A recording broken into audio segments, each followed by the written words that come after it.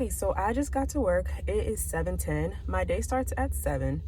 I just checked the schedule. We use Epic, and so we have the app on our phone. So I checked the schedule, and my first patient's not here. So the next one's not till 7:20.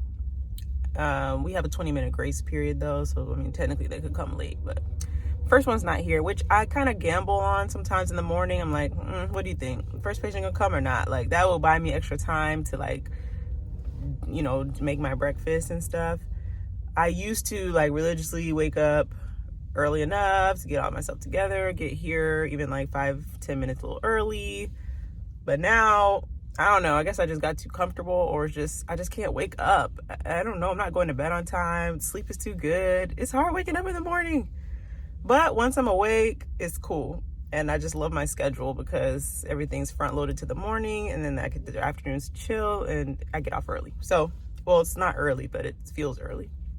So, yeah, I usually eat in the car, which is a poor habit that I carried from residency. And I go in. What other things before I go inside would I need to mention?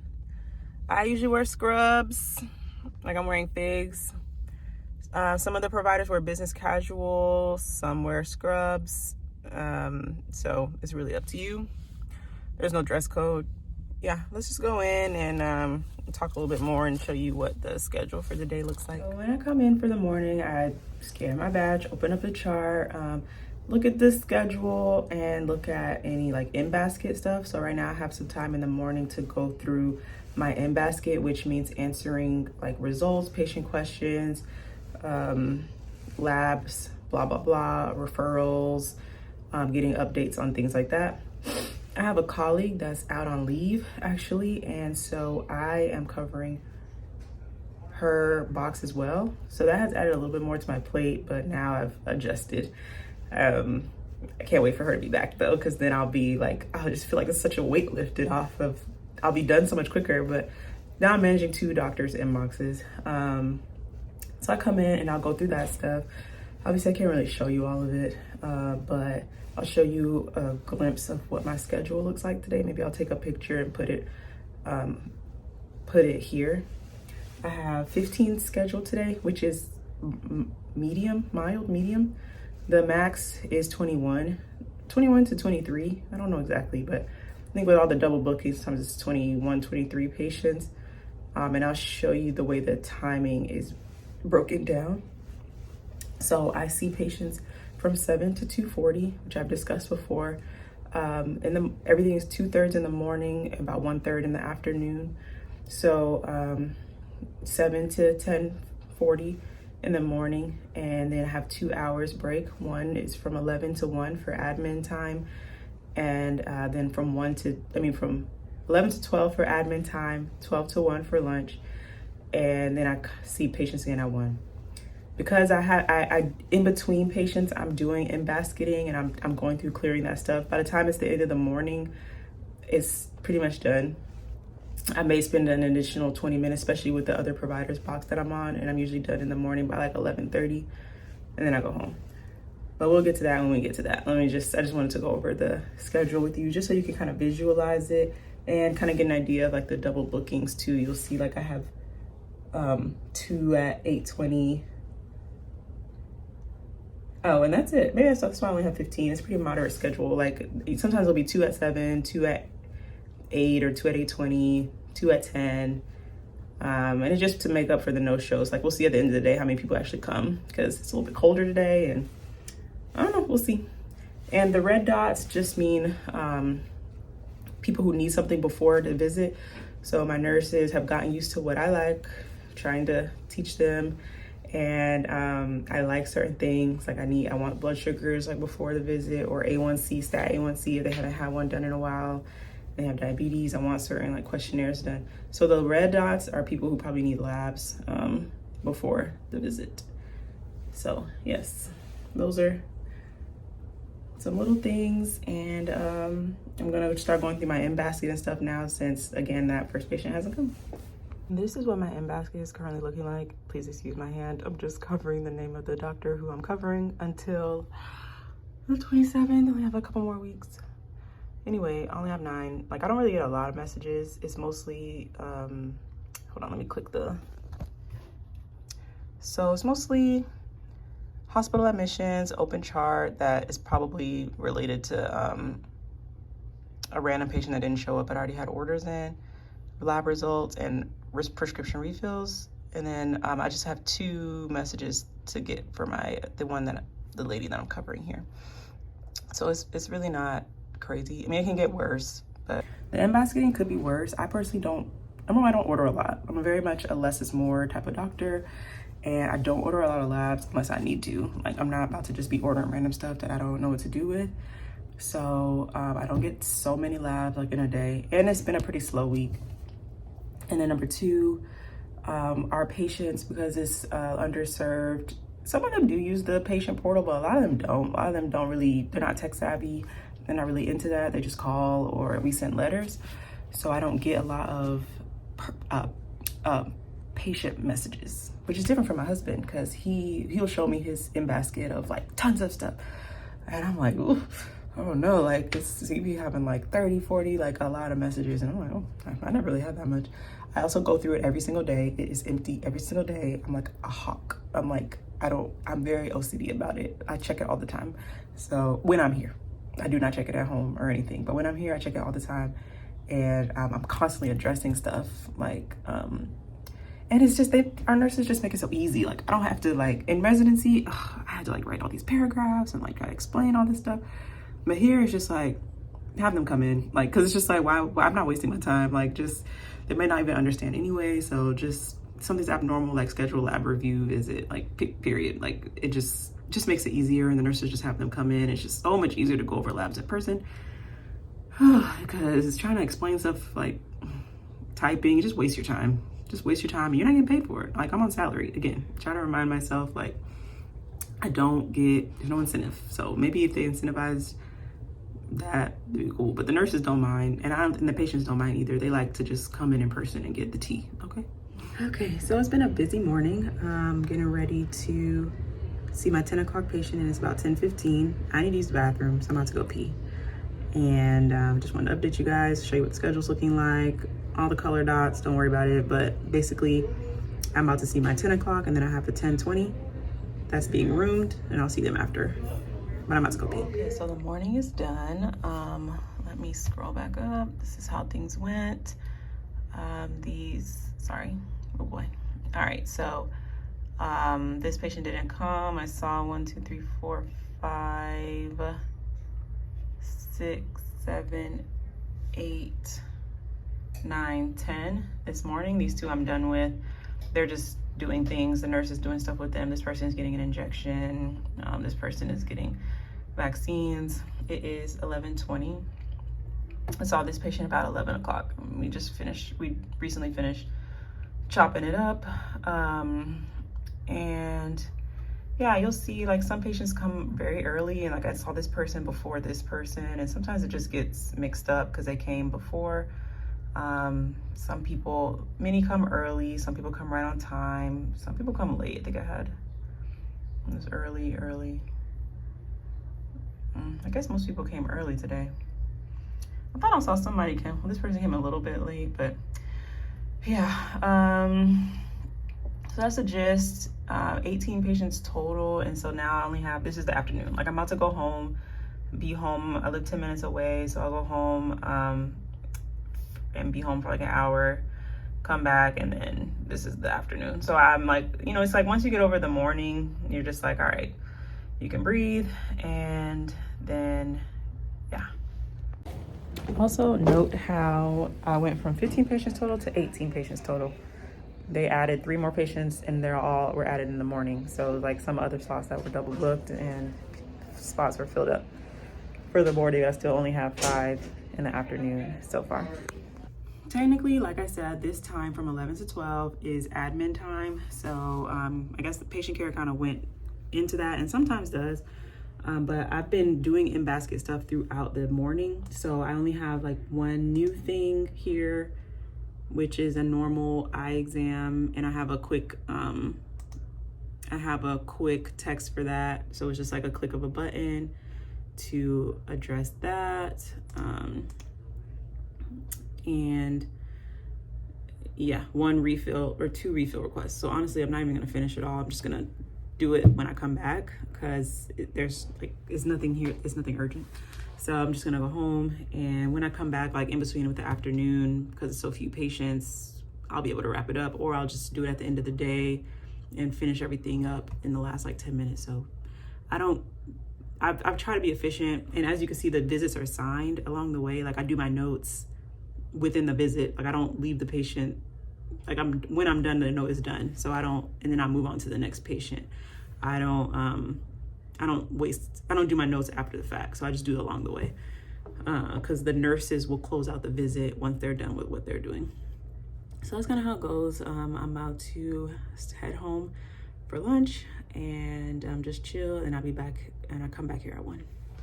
Also, I just want to add, I'm about to head to the car, but because the way the morning is that's why it's so important for me to eat a good breakfast, because everything's front loaded into the morning, and I just need to be sharp. Like I can't, like I need to eat a good breakfast. So that's why I'm like, even if I'm late, I will still make sure that I'm eating good in the morning.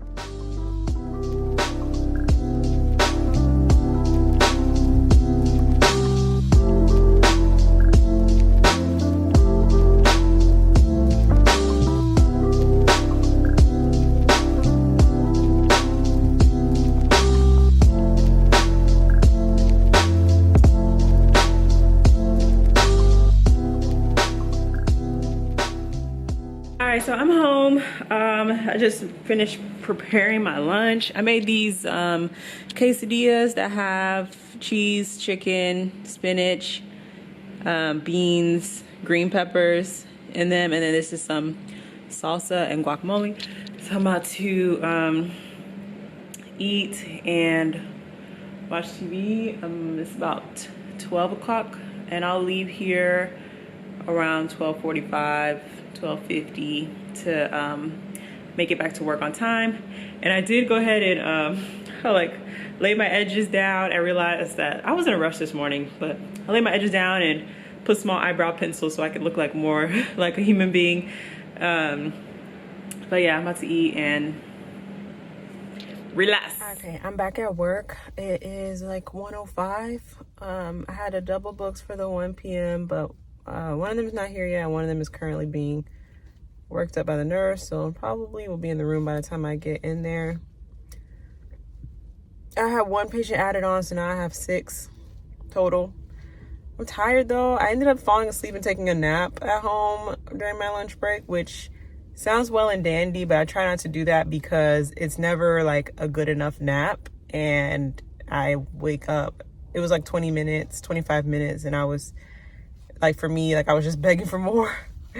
So I'm kind of tired, but I'm hoping like once I see the first patient, you know, I start to become a little bit more alert, because I'm not really feeling it. I'm even like still sitting in the car, but I'm about to go in and get ready for the day, or the afternoon. I can sleep, maybe take a nap when I get home. I'm done seeing patients for the day. It's like 2:45. I only saw 3 other patients this afternoon. I'm just finishing up with in-basket stuff, and this is around the time when I would love to have dictation. Like some of this stuff, like inform the patient of this and that, like I have to sit here and like type it out. They're working on getting us dictation, so it's supposed to be coming soon, but I don't know what that really means. So yeah, I'm just getting these done. I only have like a few more things. I had a woman today who came with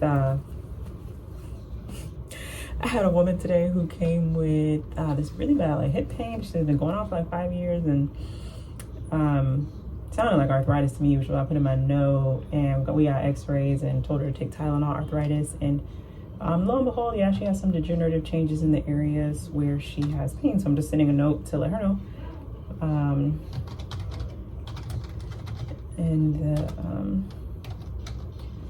the hip.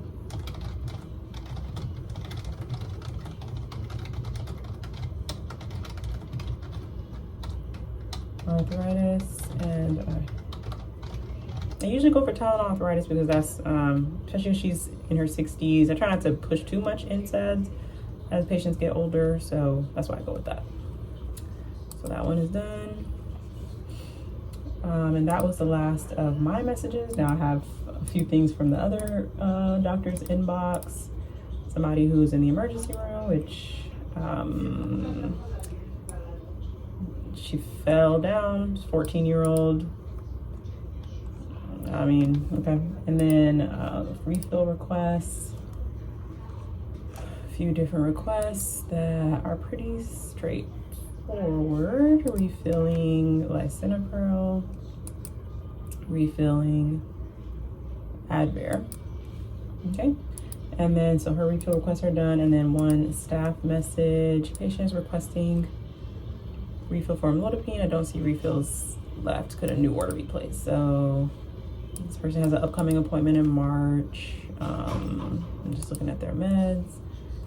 They take a look like a combo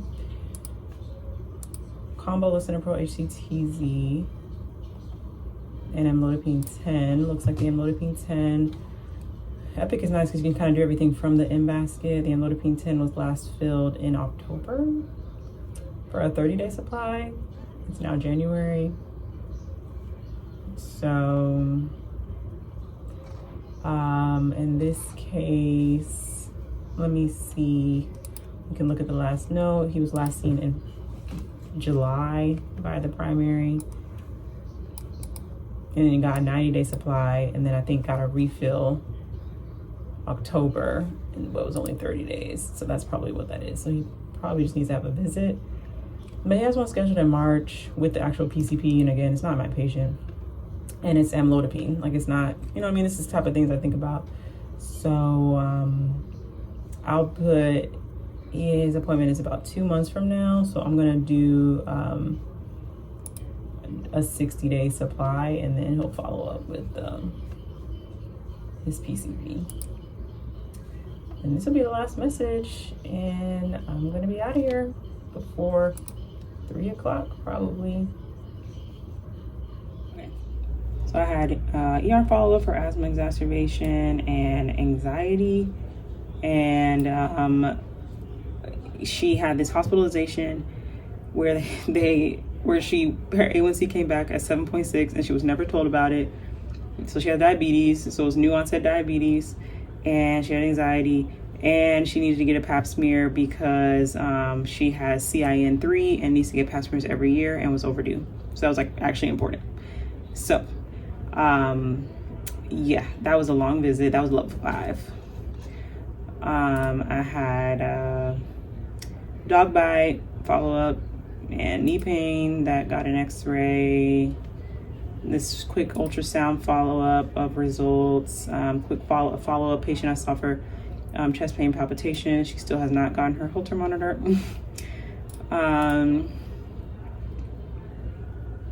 Hip pain. Oh, this is a lady I just discussed who I got her x-ray back today. She's older woman. I wonder, let me see. She actually might need, she's 61, okay. So she might be due for a DEXA scan, but not yet. A fall off the bed last night with really bad arm pain. I think she just had contusions, but I sent her for shoulder x-ray just to be sure because she is older as well. 66 years old, so she's just high risk. She was tearing up and I was trying to move her shoulder around during the exam, so I just, yeah.